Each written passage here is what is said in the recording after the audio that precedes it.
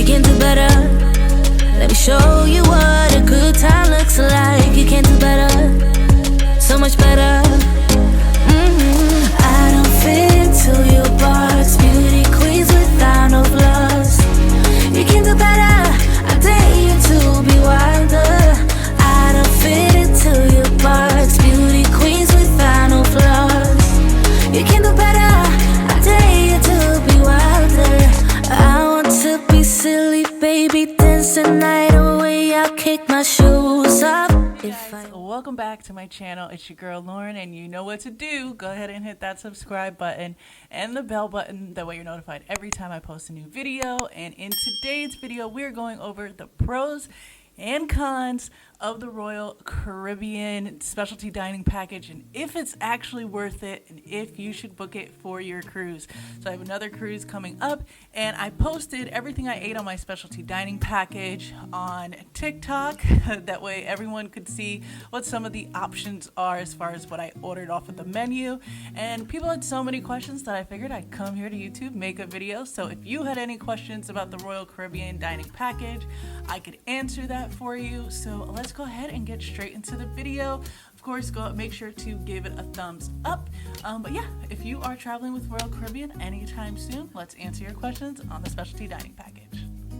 So the way that the specialty dining package works is that you are able to go to their specialty dining location. So if you didn't know, on a Royal Caribbean cruise, you have the main dining room, which you could go to for dinner. Then you also have the buffet, which is open for breakfast, lunch, and dinner.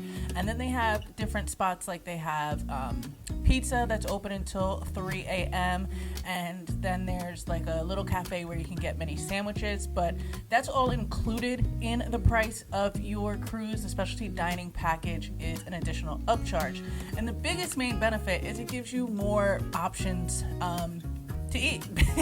In the short, quick form, more options for you to dine.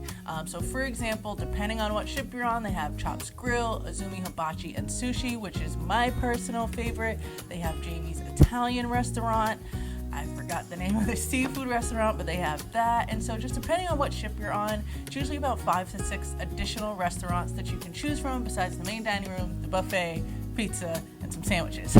So that is the big benefit. Now when it comes to price, of course, it's going to change. On my 7-day cruise that I just came off of, it was about $280 plus tax. So around about, say, like $320 for 7 nights, which is pretty good. Again, it depends on how many people you have, if you really are someone who wants to branch out and try different cuisines.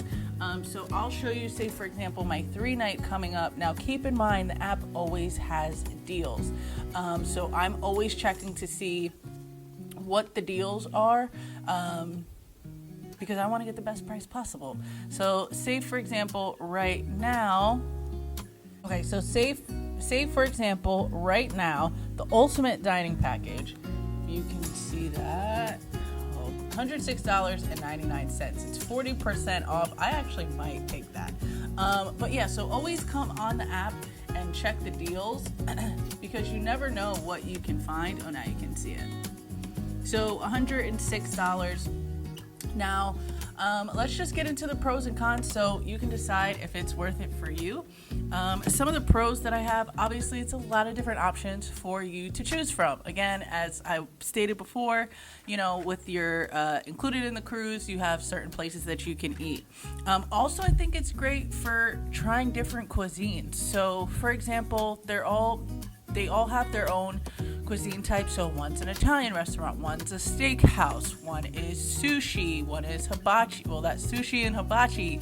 Then you also have the seafood restaurant. So if you're looking to try new cuisines and you don't normally do that at home, this is a great option for you to try that. See what you like, see what you don't like. So I thought that was great. That you get to try all different cuisines. I'm not normally a steak eater. I don't buy steak, so it was nice to try the steakhouse, try the filet mignon, and it was delicious. And I probably wouldn't do that normally because that's not my go-to food. So It definitely gives you different options. And then, of course, the setting. There is an intimate setting instead of going into the main dining room where there's hundreds of people in there. Same with the buffet. The buffet is very casual. So let's say you want to have a date night with your significant other, or you just want to get dressed up and go to dinner with your family. You now have a more intimate setting where you can do so. So I think that is awesome. Also, it's less than paying restaurant by restaurant. So let's say, for example, day 3, you're like, hey, let's do the steakhouse, or let's do Jamie's Italian restaurant. So I'll show you right now. If you wanted to go to the steakhouse, it's $50 per person, right? With tax, that'll probably come out to, I don't know, $60 per person. You know what I'm saying. But the dining package is $106. And with the dining package, you can go to lunch and dinner every day.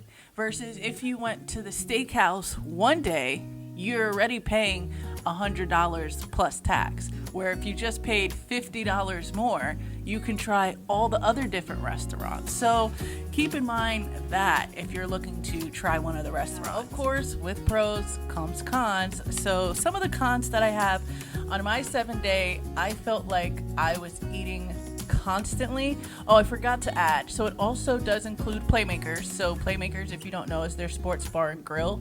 You pay for that a la carte. So if you decide you want to eat there, they just charge it to your cruise bill. So for example, they have wings, they have poke nachos, they have the tower of onion rings, they have different type of burger. So if you decided you wanted to go there, that's a restaurant where you can just charge it to your room and then you'll pay at the end.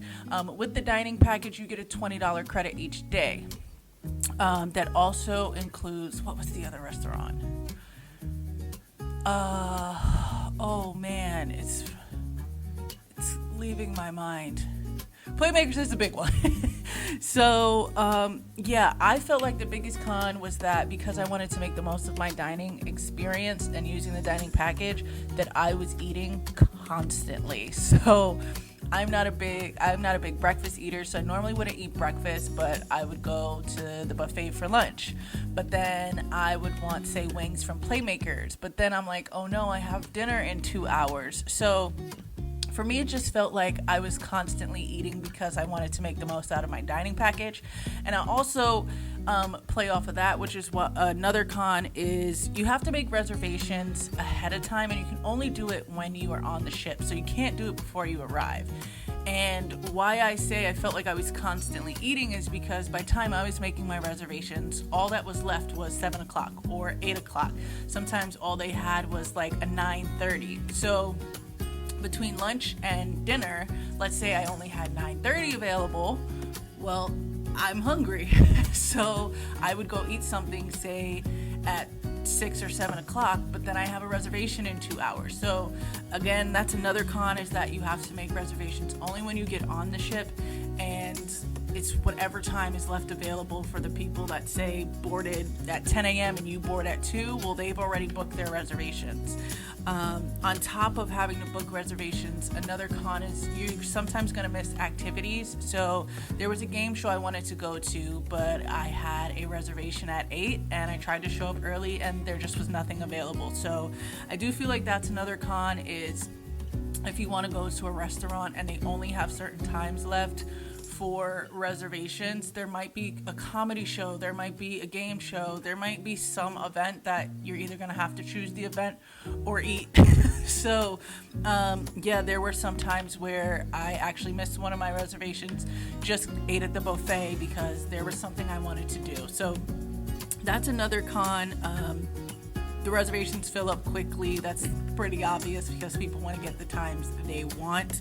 It's actually pretty crazy. They gave me a reservation 15 minutes before the restaurant closed. I don't know how that worked, but and the last con is it can kind of be expensive if you are a larger party. So let's say, for example, there's 5 of you or 6 of you, and you're going on a 7-day. Now that's $300 times 7 people.